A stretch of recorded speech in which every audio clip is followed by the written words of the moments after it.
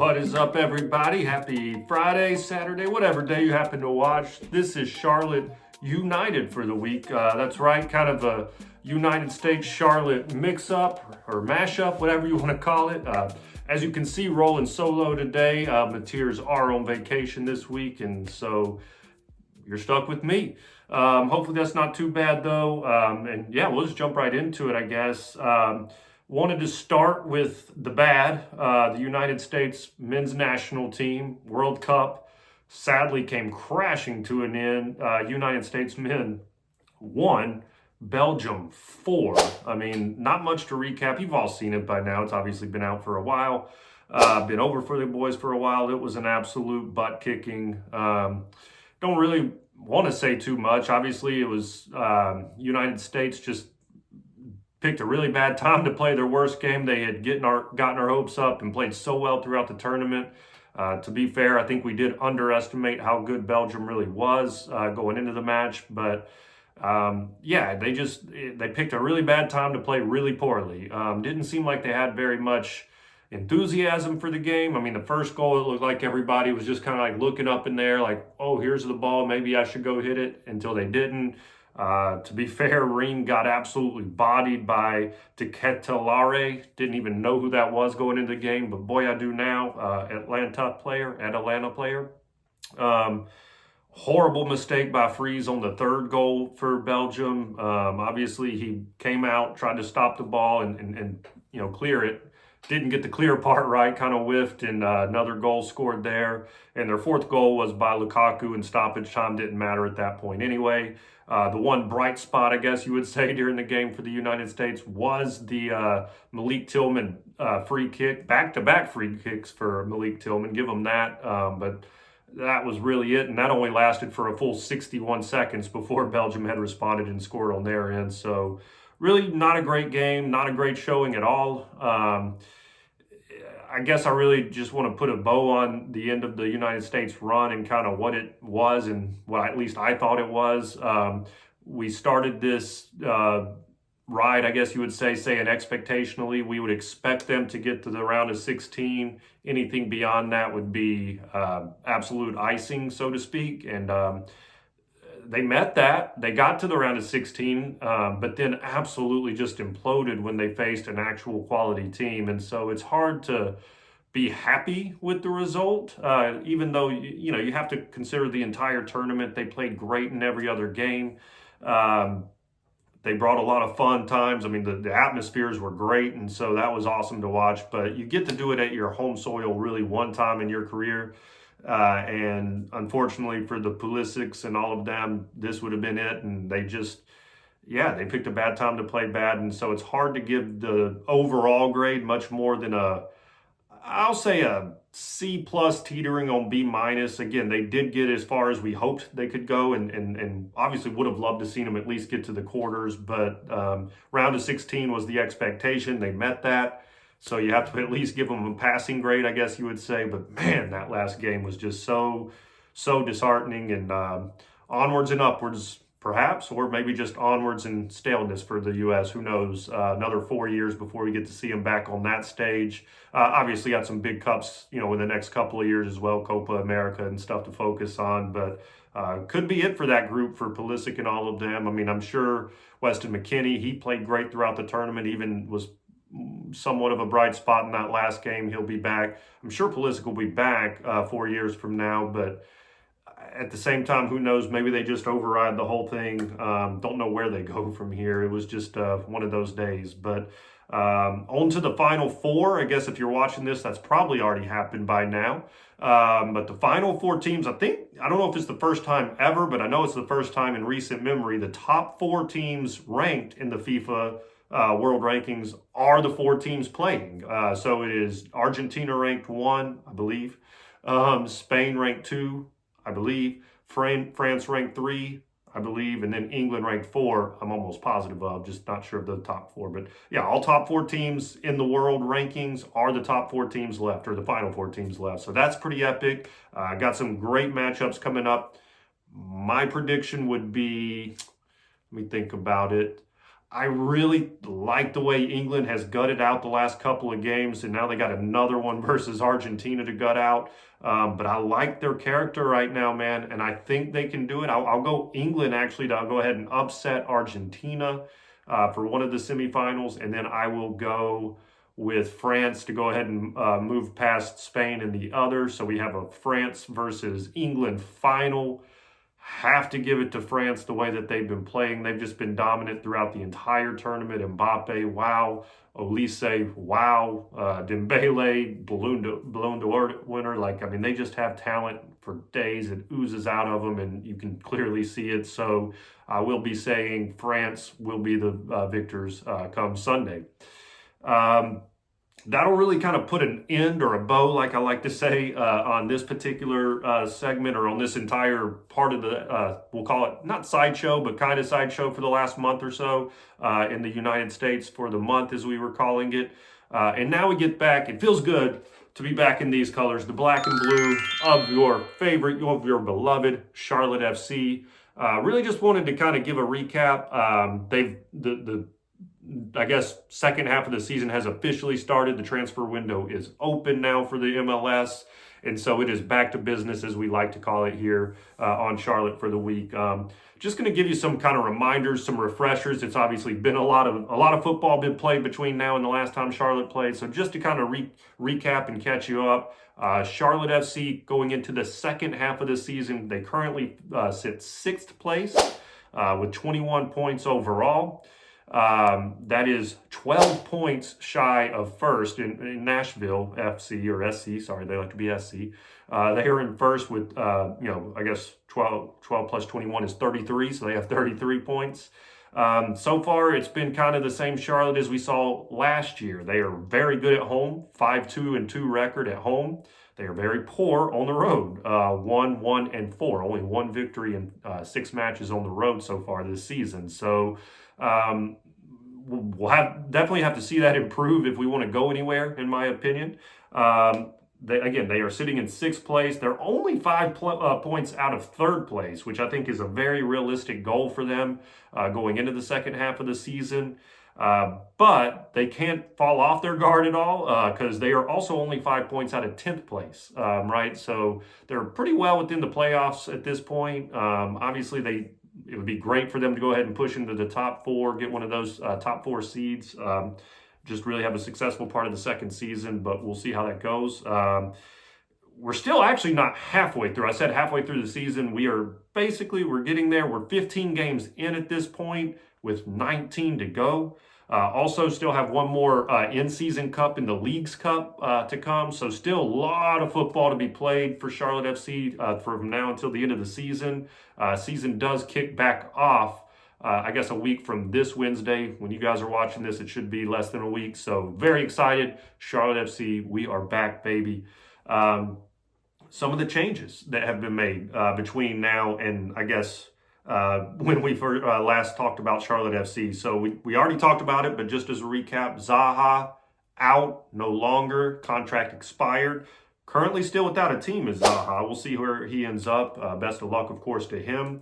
But his, I guess you would call it kind of direct replacement, though Dean Smith kind of refuted that term. But Alan Saint-Maximin officially in. He is on the squad. He is signed. He has done the press conference. It's all there. He is there. He's going to be wearing the number 10, just like Zaha was. So kind of a replacement in that sense. Obviously, left wing for left wing, number 10 for number 10. You'll be able to see the comparisons. But a couple of things about Saint-Maximin. He is the number 1 highest ranked player in terms of market value Charlotte FC have ever had or bought. He is worth, again, according to Transfer Market, not to me, $10 million on the transfer market. So very big number. I don't know the official what we signed him for, but that is what it says he's worth. Listen, this guy has undeniable talent. That is the one thing you see, just kind of going across Twitter, going across, Instagram, any of the social medias talking about this particular signing is undeniable talent. Absolute flashy, like all of these different things. Newcastle legend, right, in the Premier League. Has bounced around a little bit in the last couple of years. He went to the Saudi League, he then went to Mexico, he then went back to France, his home country, and now winds up in Charlotte. Still only 29 years old as well. So still got some life in those legs. Obviously, Zaha was 5 years older. So got a little bit more life in him, I'd say. 3-year DP contract, which we love to see. Gives us a lot of, kind of flexibility in that contract. Very excited to see what he can bring. We call him Maxi, by the way. That's what he said he preferred to be called. So who am I to refute what he wants? Maxi, welcome to the QC. Cannot wait to see you out on the pitch. And another, I guess we'd say, possible move. It looks like it's been pretty heavily reported at this point. Kerwin Vargas, widely considered out as well. Now, this is not official, so this is all reportedly. We'll put it in quotation marks or whatever, but reportedly has signed with Atletico Paranaense. I hope I said that right. Not entirely sure. They are a Brazilian Serie A team, so the top league in Brazil. Again, reportedly for $4 million. Reportedly a 20% sell-on clause for Charlotte if he is to go anywhere else in the future. And reportedly will not go until after July, so he will be eligible and should be able to play the next 2 matches for Charlotte FC once we get started back. And then we'll likely go after that. Again, all of that is reportedly, as I like to say. So we it's not all the way done, but it seems like that's where most of the media outlets are saying at this point. So very likely, goodbye, Kerwin Vargas. Fan favorite, by the way. We loved you, Kerwin, if you are out. Great player, very versatile wing, can play either left or right, plays offense, plays defense, does backflips when he scores. As, of course, his bobblehead right here. Kerwin Vargas, if you are gone, you'll be missed on that. One person that is not gone yet, unfortunately, Liel Abada, still here. What's going on? Doctor. I'm done. Cut the show. I'm done. Take me off. Now, as of, it was June 22nd when it was reported that Charlotte FC had opened talks with Greek side PAOK. I don't really know how to say it. I'm just saying that's the name of the team, PAOK, if you want to go look it up. But anyway, that had started, again, about 2-3 weeks ago. Nothing really reported on it since. And he being Abada, back at training scene there. Hated to see that image, but it is what it is. Listen, I still do believe he's gone. If you listen to Zoran, our GM, in his press conference, he still mentioned new faces coming in and going as well. So that's kind of a hint, maybe for Vargas, maybe for Abada as well. Nothing against Abada at the end of the day. I'm sure he's a nice enough guy, but he just has not worked out at Charlotte, and he is taking up a massive DP spot that we could use for somebody actually impactful on the team, right? So that is why we are so, I guess you would say, adamant about seeing him leave the team sooner rather than later. I still think it happens, but again, no news since the 22nd of June with this Greek side or any other sides for that matter. So who knows what's going to happen there, but we would love to see it happen. Would love to see him go on his merry way somewhere else so we can bring in somebody else great, impactful right away. That's all the news I have in terms of transfers right now. So not to say that more can't happen. The transfer window is crazy. It goes long into, I believe, even maybe not quite September, but at least mid-August. So got a little ways to go before we are at the point where we have to officially say this is our team the rest of the year. We'll be pretty late into the season. Yeah, I guess we'll see how it goes. Last little bit that I'll go over on this particular episode, shorter. I'm sure you guys all love that. But yeah, just kind of an outlook from this part moving forward, right? So do we sign anybody else? My guess, prediction would be yes, just based on Zoran's comments alone, right? So I do believe we end up getting rid of Abada at some point, hopefully sooner rather than later. And that will open up another DP, designated player spot, for somebody else. I've seen the name, I think it's Bruma, He has one name, which is kind of badass, but he plays for Portugal, or he is Portuguese himself, and he also plays in the Portuguese league for Benfica, one of their great teams, perennial Champions League team, winger as well.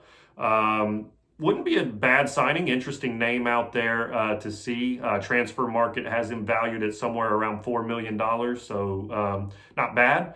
Don't know a lot about him outside of that, but that would be one potential name to look at or look for in the near future.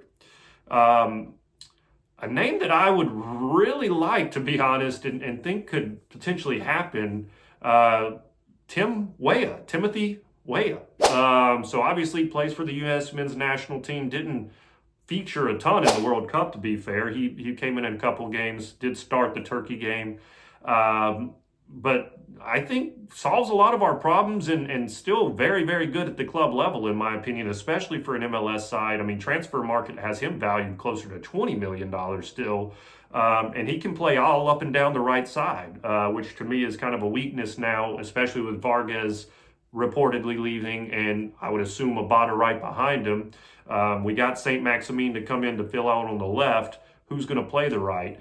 Could they open it up for Mufasa Berkenmas to come join the senior side and play more minutes? That's a possibility. Could they just be opening up for a Loco to play more minutes? That is also a possibility. I think that happens one way or another coming into the second half of the season. But those are two names within the Charlotte organization that could just take that spot.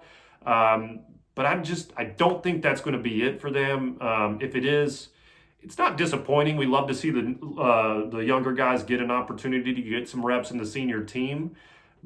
But we are here to win now as well. I said at the beginning of the season, if we don't win a trophy this season, it's kind of a disappointment. That is the expectation that the team has set, that I have set within this show, and everybody, all of our fans around, really want to see that happen. And I don't know that it happens without, if you're relying on, say, a Loco and Berkenmas to play 80, 90, 95% of the reps on the right wing. I just don't know that it can happen. They've got to grow and mature and kind of grow into it before I could really believe that that's going to be the case. So, in my opinion, they are bringing somebody in. Again, maybe it's a Bruma, maybe it's a Timothy Weah, which to me would be a very good signing for the team. Maybe it's somebody else. Who knows? Another potential DP spot that they could look for outside of winger could even be in the defensive midfield role. Obviously, we know Ashley Westwood is starting to get long in the tooth. We love him. He's still great, but they might want to find his successor. Somebody like a Frank Kessié out of the Ivory Coast. I think that would be a very good name to look at. He's, I think, 29 as well. Very good player, very accomplished player. Looked really good in the World Cup this past, I guess a couple weeks ago. That's a name maybe to look for. Yves Bissouma is a name that we've brought up on this show in the past. Another good defensive midfielder out of Tottenham. Mixed results on him on the internet. Some people love him, some people hate him.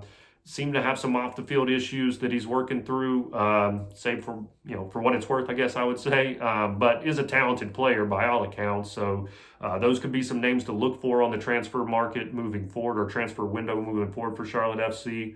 But again, personally, I would like to stick with winger. I think that's where we could really do the most hay, so to speak. I mean, we've got now a star on the left in Alan Saint-Maximin.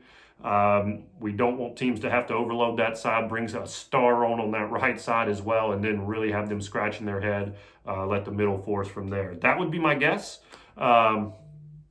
We still have to wait and see, though. That is fun. I've been scrolling Twitter for probably much longer than my work would want me to over the last couple of days, just to see what could happen, what will happen. As soon as it does, we'll post a guess for you guys and let you know.